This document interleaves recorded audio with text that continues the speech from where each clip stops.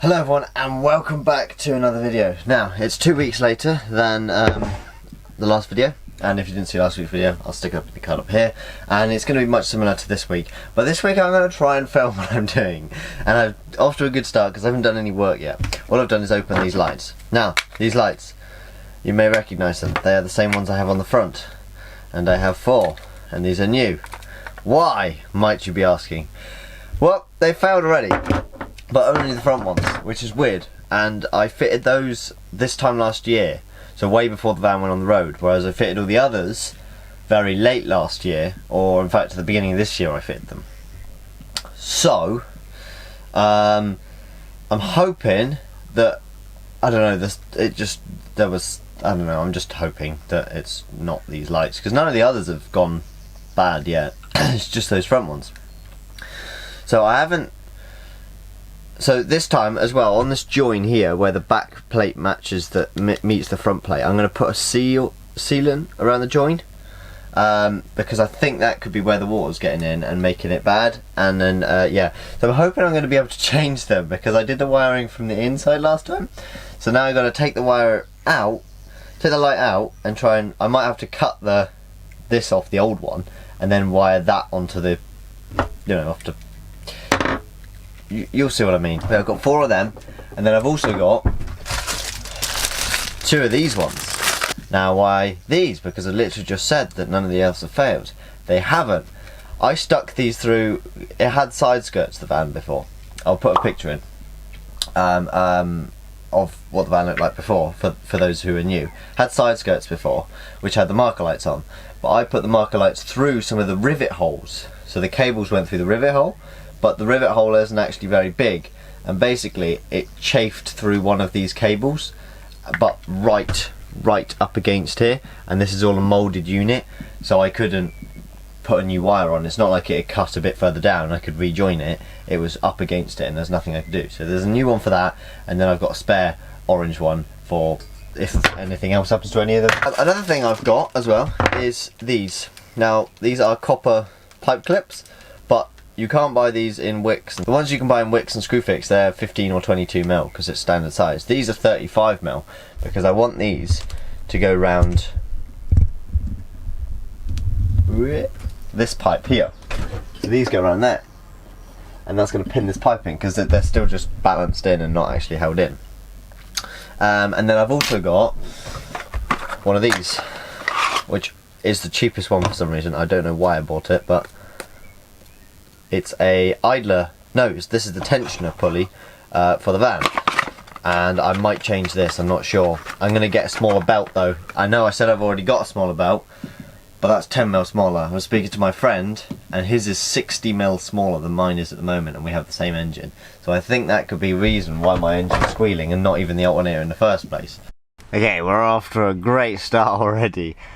Basically, I went to unscrew the lights and the middle 2, because I've got 4 up there, which I added. They're screwed in because I screwed them in, but the original outer 2 were bolted in because that was the original design of the original marker lights. So I've had to take this wall down a bit. As you can see, there's a gap there. Slide the front panel down to get my hands behind the insulation to attempt to undo them. So let's see how this goes. But as you can see, it's actually only that end one that's working a bit. It's, yeah, all the others are broken, so this one, nothing. This one I just tried to pull off. Here's the casing for it. And then the other one as well, nothing. But yeah, those 2 are bolted in, so. Windy. Let's try and unbolt them. Oh, 1. So, hello everyone. Let's turn this up a bit. Hello. My dad helped me. He held the nuts while I undid the Allen key bolt on the outside, and as you can see, so the lights are out, and I've chopped the light, as I was trying to explain earlier. I've chopped the old light cables there. I'm going to be using these, which is what I used before, but I used them on the inside, and I'm hoping I can push these through, banking on it basically, one at a time. Let me turn this music down. So yeah, these are just normal butt crimp connectors, like the red style you get, you know, these are pink. they're the red size, but they're heat shrink, so when you shrink it down, they're pretty waterproof. Not completely, but yeah, it's a nice little join. I've also got them in all different, you know, the blue and the yellow, and I've also got them in spade terminals. So that's a spade terminal one, as you can see, and it's covered in this heat shrink stuff, and then you crimp it and then you heat shrink it. They're really cool. Sometimes they are a bit annoying, the spade terminal ones, because they're so big, the heat shrink on the outside. But yeah, so I'm going to use these. These are just butt connectors, so they can't come apart. Crimp, and then heat shrink, and it should make it a lot smaller. And hopefully I'll be able to poke it through the hole, and then that should be the wiring done. It's really hard to film because it's high up on the box. I might try and put you on the back of my dad's van, because that's in front at the moment, and then, because I'm at my dad's again. And then I'm going to crimp the new lights on, push the cables through, screw them in. Oh, and because we had to get to the nuts on the back, I'm now going to put riv nuts in, which obviously is a better idea. I didn't have the riv nut gun, I don't think, this time last year. I just had to come back to doing this job because I've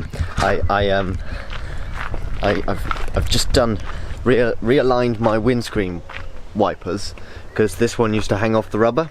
Now it sits quite high, that is the difference between the settings. They're that far apart. So before it was down here on this corner, it used to hang about there, where you can see there's some dirt, and now it hangs up there. So like there's 100mm difference, 150 even, between the notches.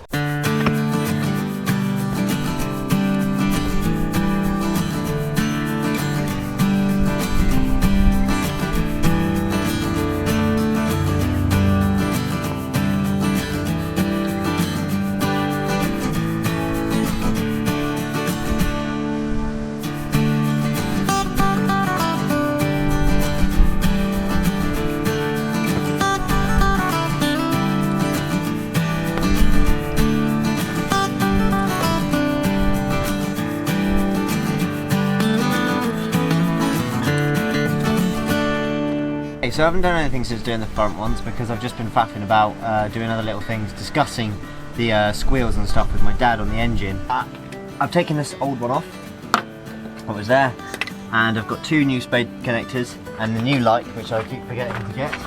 It's just here in the back of my van. And then I'm going to poke this one through here and set it up the right way, because they do have little bits of text when you look closely. And I'm just going to simply screw it straight in. And then here, I'm just going to do the usual, strip the cables. These are quite thin cables, so I double strip them and fold them back on themselves. Put the little heat shrink spade connector over, and then get some decent crimpers.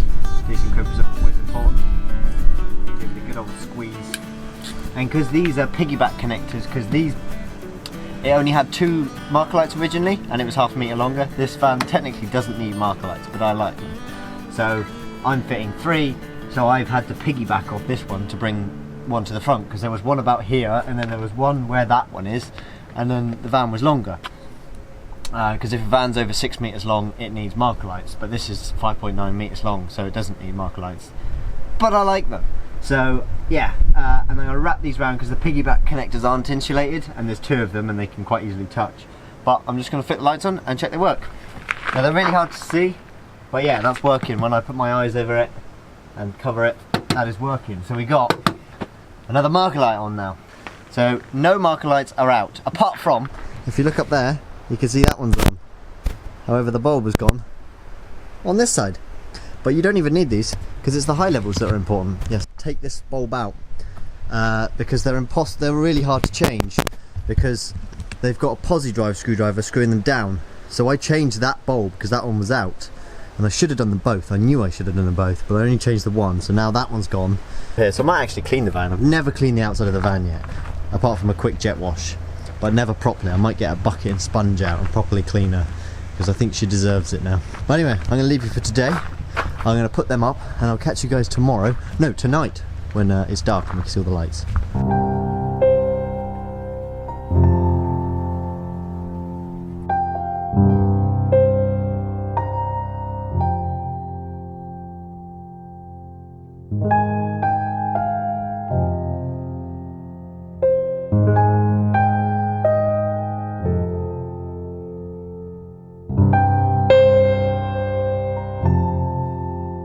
Hello everyone. As you can see, Rose looks awesome last night. It's now the afternoon of the next day. This morning I have been doing little electric bits in the back, fixing up the piping and stuff, just boring little bits that you wouldn't want to see. I need to finish off trimming the skylight and put the fairy lights up, which I do kind of need to do because the nail gun, which I want to use, doesn't work off the inverter. It just doesn't like it. So I need the mains power from here to do that. I also want to change the gearbox oil because I've just been into town and shopping, boring stuff, you know, shopping stuff down there. What I'm going to do now is I'm going to get the oil drain pan and drain the gearbox oil out of my van and then work out a way to put it back in? Or should I work a way to put it in and then take it out? I think that's probably the more wise way, and we'll see what way I go with. But yeah, gearbox oil is next. I'll show you the stuff I've got. It's good stuff, apparently.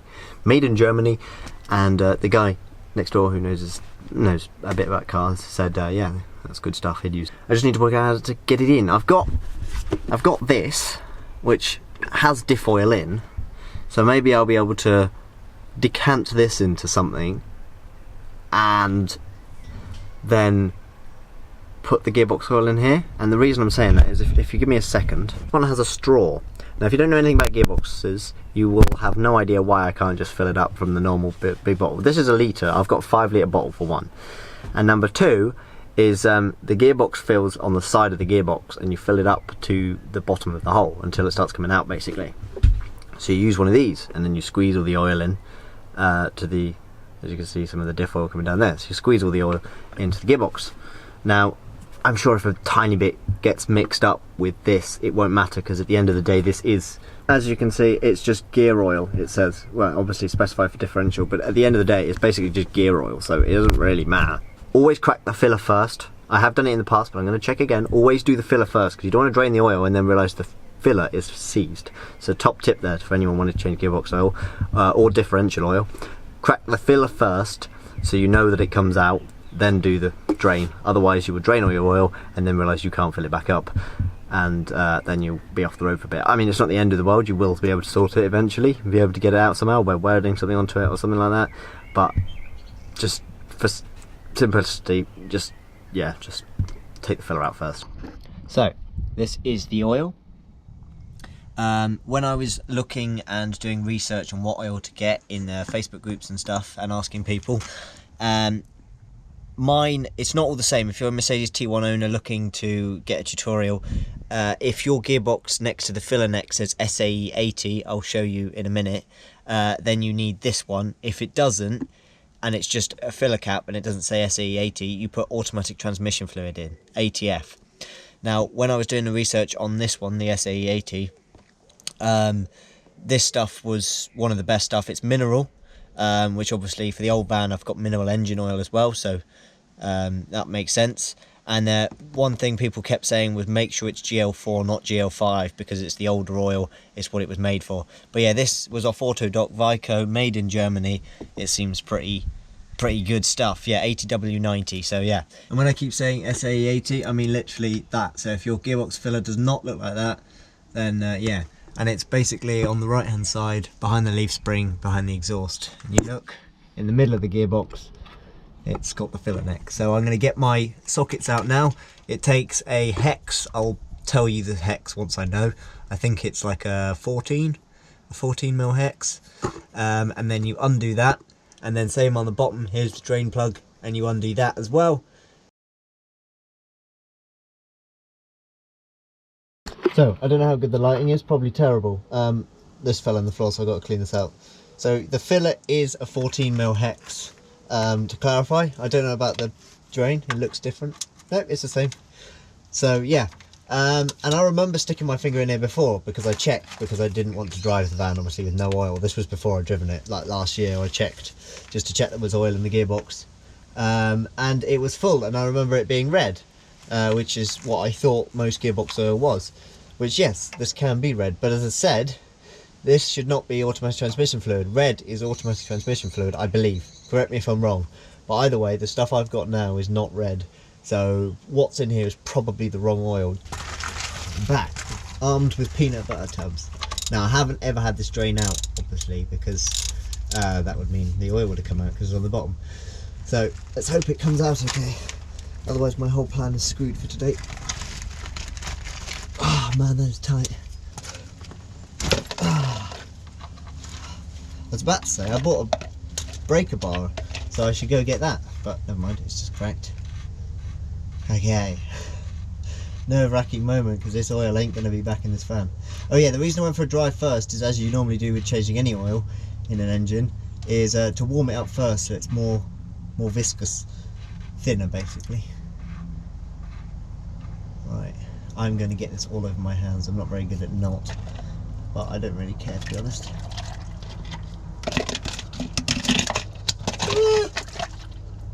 Okay, I'm not sure I recommend using peanut butter tubs. But never mind, it is what it is. And as you can see, that is bright red. I'm hoping this is recording, because I look at the drain plug, it's got a magnet on it to collect all the metal that comes off. And as you can see, there is a fair bit on there.